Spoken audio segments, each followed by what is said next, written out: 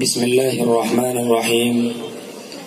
الحمد لله رب العالمين، والصلاة والسلام على سيد الأنبياء والمرسلين ومن تبعهم بإحسان إلى يوم الدين. أما بعد، قال الله تبارك وتعالى: أعوذ بالله من الشيطان الرجيم. بسم الله الرحمن الرحيم. يريدون ليطفئوا نور الله بأفواههم والله متم نوره ولو كره الكافرون. صدق اللہ العظیم. اسلام ہے خطرے میں، دنیا کو یہ دھوکا ہے. اسلام ہے خطرے میں، دنیا کو یہ دھوکا ہے. اسلام تو خطروں کی آغوش میں پلتا ہے. باطل کی ہوا پا کر بڑھ جاتی ہے لو اس کی. باطل کی ہوا پا کر بڑھ جاتی ہے لو اس کی. یہ ایسا دیا ہے جو طوفان میں بھی جلتا ہے.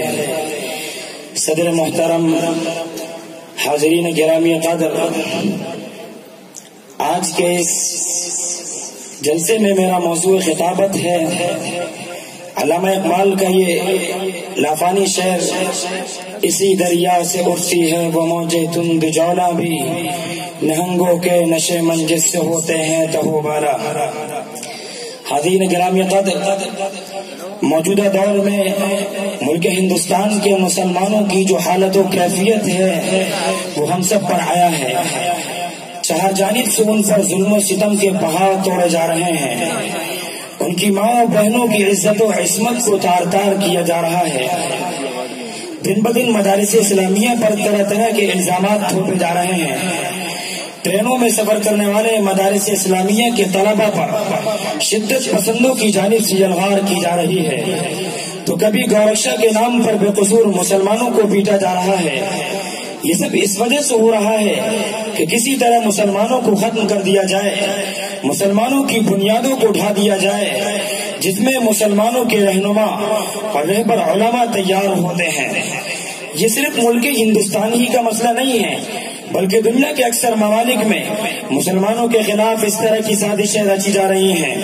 لیکن میرے دوستو، تاریخ گواہ ہے کہ جب بھی رب کی زمین پر کفر کا طوفان برپا کیا گیا، مسلمانوں کو ظلم و ستم کی چکی میں پیسا گیا، الکفر ملت واحدہ کا سما بنایا گیا، اسلامی قلعوں کو منہدم کرنے کی ناپاک کوششیں کی گئی، تو جس جماعت نے ان فطروں کا ڈٹ کر مقابلہ کیا، ظلم و ستم اور جبر و تشدد کے خلاف علم بغاوت بلند کیا، وہ در حقیقت مدارس اسلامیہ سے اٹھنے والی جماعت تھی جس کا آخری سرا صفحہ نبوی سے جا ملتا ہے، جنہوں نے سینوں میں حوصلے اور حوصلوں میں بلندی پیدا کی اور عروق مرد مومن میں خون زندگی دوڑایا، جس کے نتیجے میں وہ طوفان تند و تیز اور موجیں تند جھولا اٹھی کہ نہنگوں کے نشے من سے بالا ہو کر رہ گئے.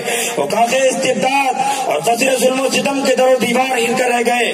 اور شاعر یہ کہنے پر مجبور ہو گیا کہ اسی دریا سے اٹھتی ہے وہ موجیں تند جولا بھی، اسی دریا سے اٹھتی ہے وہ موجیں تند جولا بھی، نہنگوں کے نشے من جس سے ہوتے ہیں تہو بالا.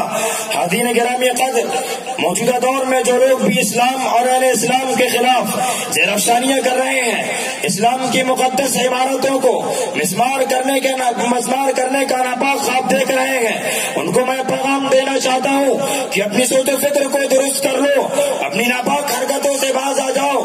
ہم مسلمان تو وہ قوم ہیں جس کے سامنے انگریز جیسے سپر پاور کو بھی گھٹنے ٹیکنے پڑے، جس کے عروج کا سورج کبھی مان نہیں پڑا تھا، جس کے سامنے باطل کے پرچے اڑ گئے، جس کے سامنے قیصر و کسریٰ کے تخت و تاج ہل گئے. اگر اسلام کے ماننے والے کسی جگہ پہ کمزور نظر آئے تو دوسری جگہ اسلام کا سورج شروع ہوا.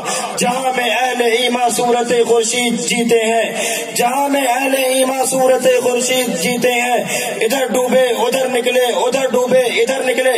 حاضرین گرامی، اور یہ بھی یاد رکھو کہ اسلام مٹنے کے لیے نہیں بلکہ بھولنے اور بھولنے کے لیے آیا ہے. اس کو جتنا مٹایا جائے گا وہ اتنا ہی بھولے گا. اسلام کی فطرت میں قدرت نے لچک دی ہے، اسلام کی فطرت میں قدرت نے لچک دی ہے، اتنا ہی ابھرے گا جتنا کہ دباؤ گے.